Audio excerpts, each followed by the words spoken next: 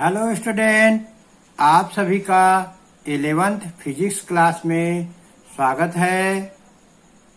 आज हम पढ़ेंगे अध्याय 4 समतल में गति।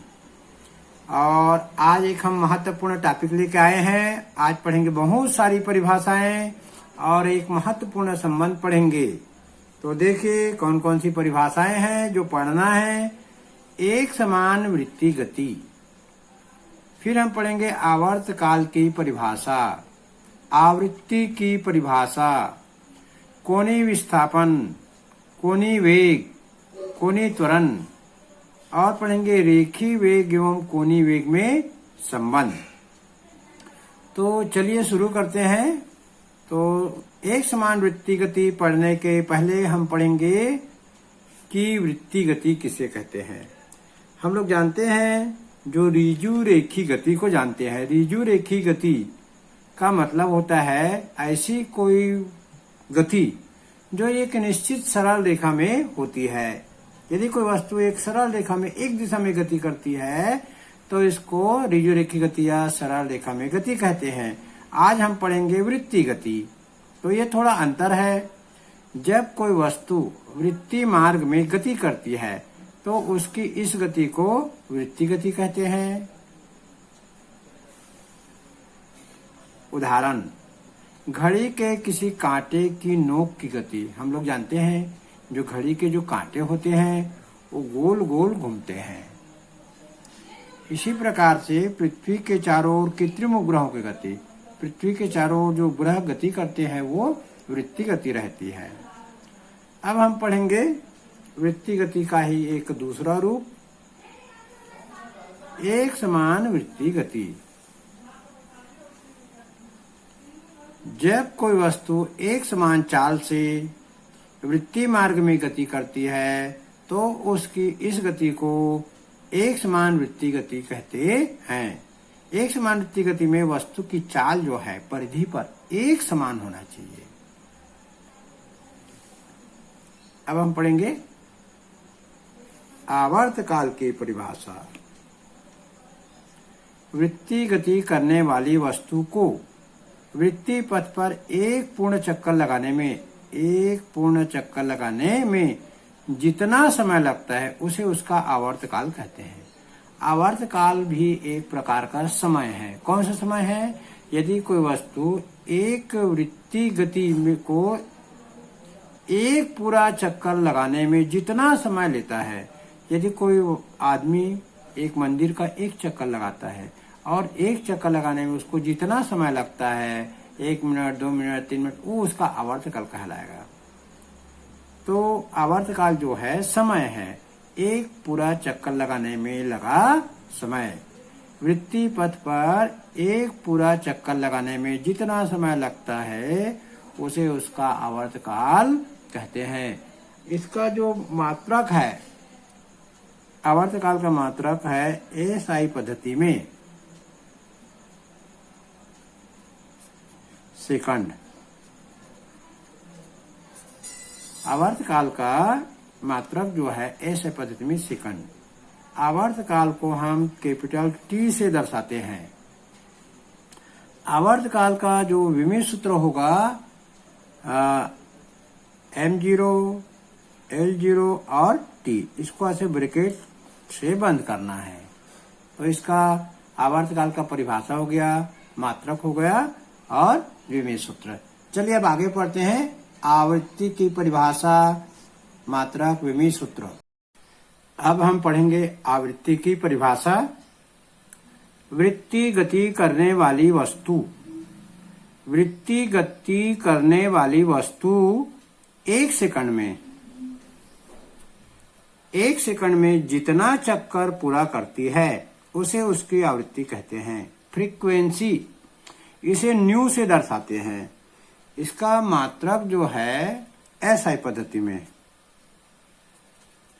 हर्ट्ज,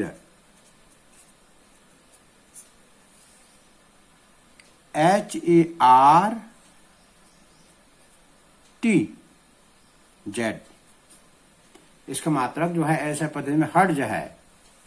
विमेय सूत्र इसका लिखेंगे M0 L0 t-1। अब हम पढ़ेंगे कोणीय विस्थापन। वृत्तीय गति करने वाली वस्तु दिए गए समय अंतराल में वृत्तीय मार्ग के केंद्र पर जितने कोण से घूम जाती है उसे उस वस्तु का कोणीय विस्थापन कहते हैं। चित्र में देखेंगे कोणीय विस्थापन यहाँ दिख रहा है। चित्र में कोणीय विस्थापन का जो सूत्र है वो है रेखीय विस्थापन बटे त्रिज्या। ये देखिए, ये एक वृत्त रखे हैं इसमें और ये वृत्त का केंद्र है। वृत्त की ये परिधि है। परिधि जो है केंद्र से r दूरी पर है, त्रिज्या r है। P1 पर कोई वस्तु है और ये वस्तु कुछ निश्चित समय पश्चात P2 पर आ जाती है। ये डेल्टा एस दूरी तय करके P1 से P2 की दूरी डेल्टा एस है। तो रेखीय विस्थापन कितना हुआ? Delta S. और त्रिज्या कितना है? r। तो कोणीय विस्थापन कितना होगा? यहाँ कोण कितना घुमा है? Delta theta. तो डेल्टा थीटा बराबर डेल्टा एस बटे r। कोणीय विस्थापन को डेल्टा थीटा से दर्शाते हैं, रेखीय विस्थापन को डेल्टा एस से और त्रिज्या को r से। अर्थात वृत्तीय गति करने वाली वस्तु दिए गए समय अंतराल में वृत्तीय मार्ग के केंद्र पर जितने कोण से घूम जाती है उसे उस वस्तु का कोणीय विस्थापन कहते हैं। कोणीय विस्थापन का जो मात्रक होता है वो होता है रेडियन। विमीय सूत्र m0 l0 t0 विमाहीन राशि है। कोणीय विस्थापन जो है विमाहीन राशि है। आप पढ़ेंगे कोणीय वेग।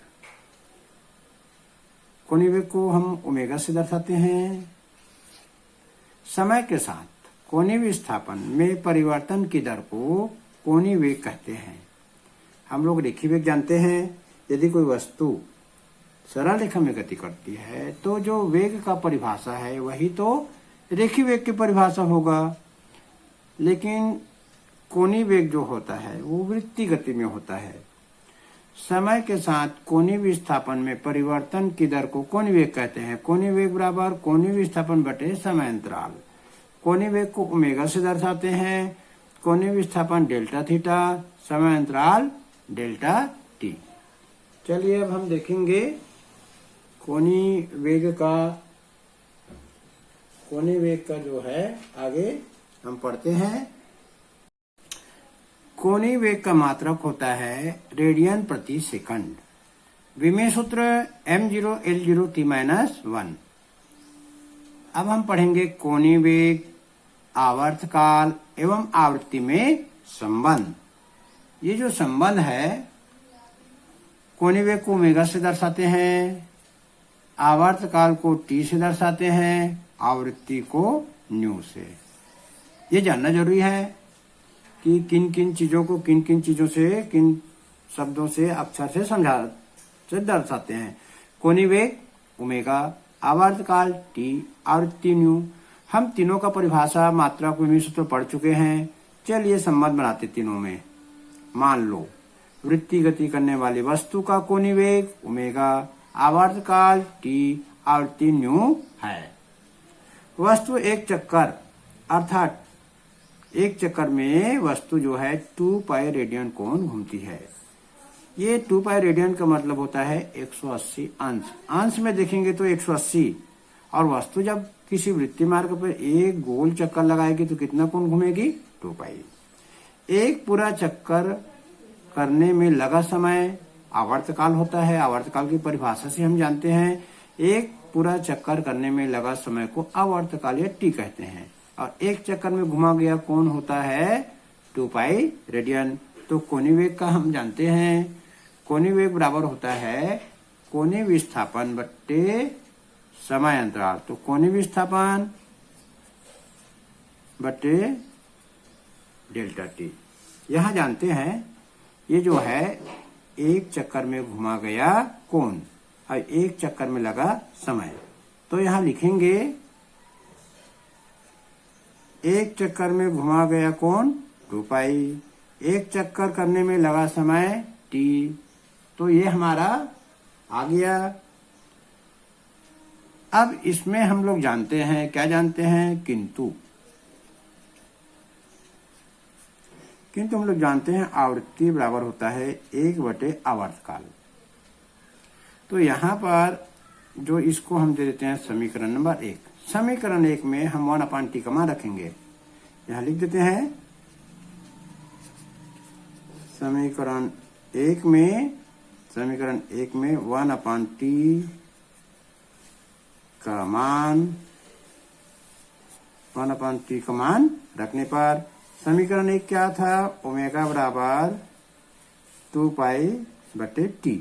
तो t को लिखूंगा 1/t, ऐसा थोड़ा गुना करके लिख दूंगा ताकि मान रखने में आसानी हो जाए। अब यहाँ हम लोग मान रख देंगे ओमेगा बराबर 2π और ये 1/t की जगह न्यू रख दूंगा यहाँ से।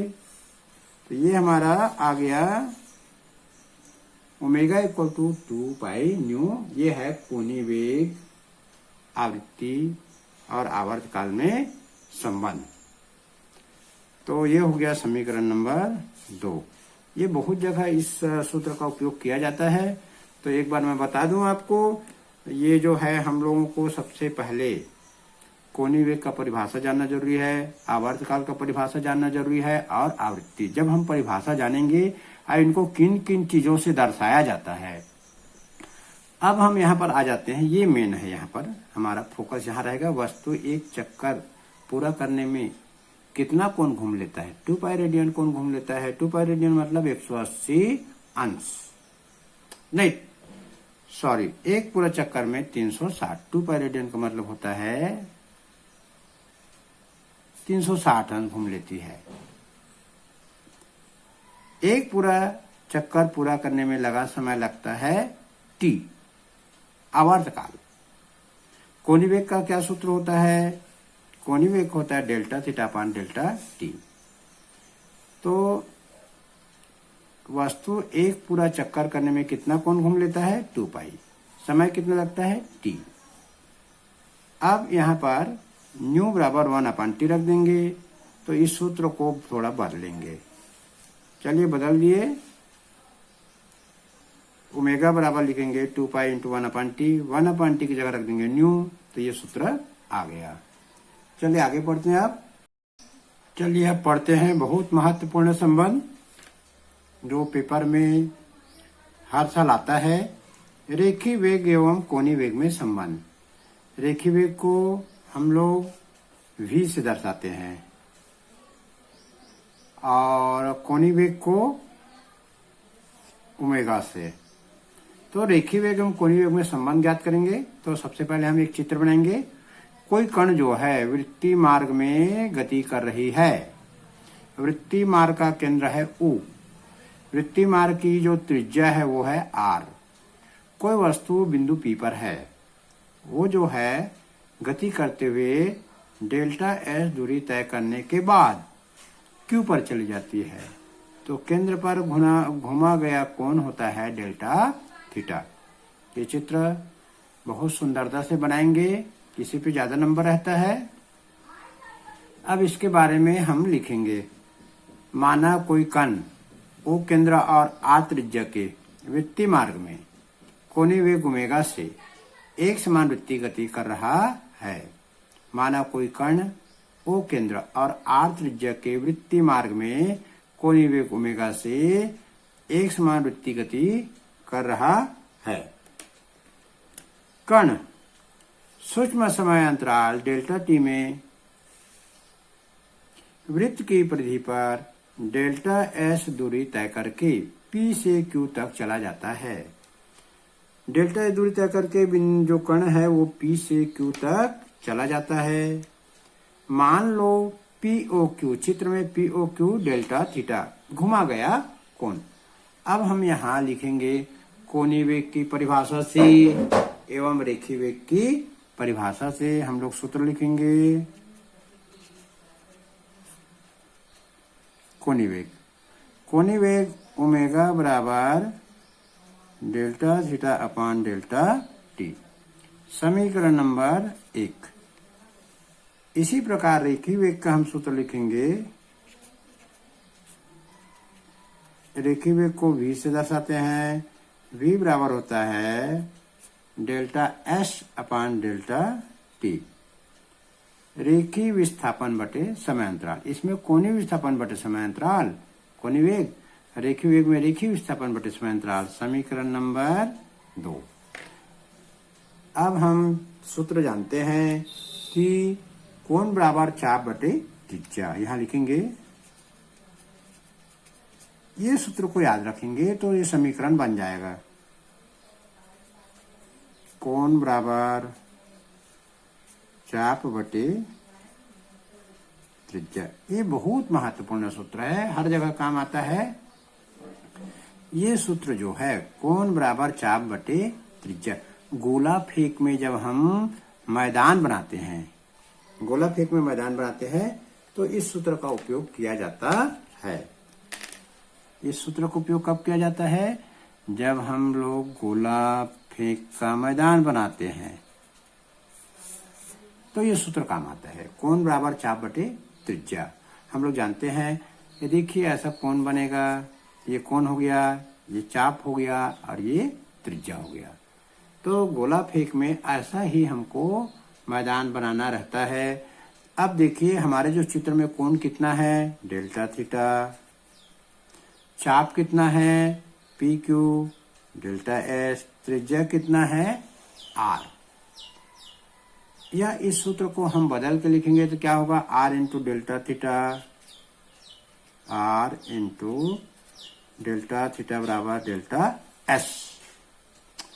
इसको हम सूत्र को राइट को लेफ्ट में, लेफ्ट को राइट में कर लेते हैं। डेल्टा एस बराबर आर इंटू डेल्टा थीटा। अब हम दोनों पक्षों को डेल्टा टी से भाग देते हैं। चलिए दोनों पक्षों में डेल्टा टी का भाग देने पर लिखेंगे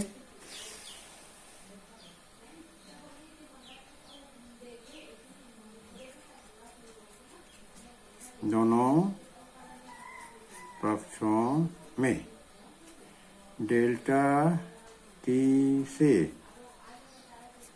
दोनों पक्षों में डेल्टा टी से भाग देने पर, दोनों पक्षों में डेल्टा टी से भाग देंगे तो ये जो होगा delta S upon delta T, और ये हो जाएगा दूसरे side R into delta theta upon delta T.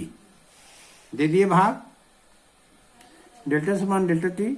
हम लोग समीकरण 1 और 2 से देखेंगे। समीकरण 1 और 2 से delta S upon delta T का मतलब होता है वी, रेखीय वेग।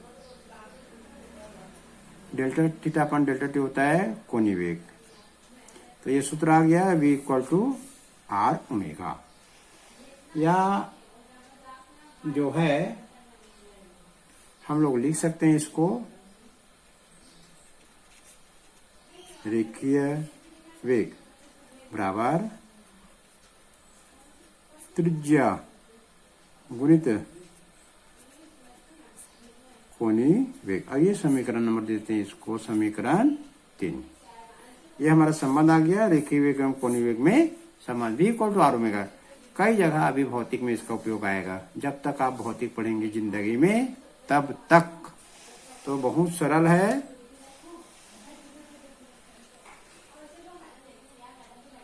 हमको कोणीय वेग का सूत्र मालूम होना चाहिए, रेखीय वेग का सूत्र मालूम होना चाहिए और ये तीसरा नंबर सूत्र मालूम होना चाहिए, कोण बराबर चाप बटे त्रिज्या। इसी से हम आगे बढ़ते जाएंगे।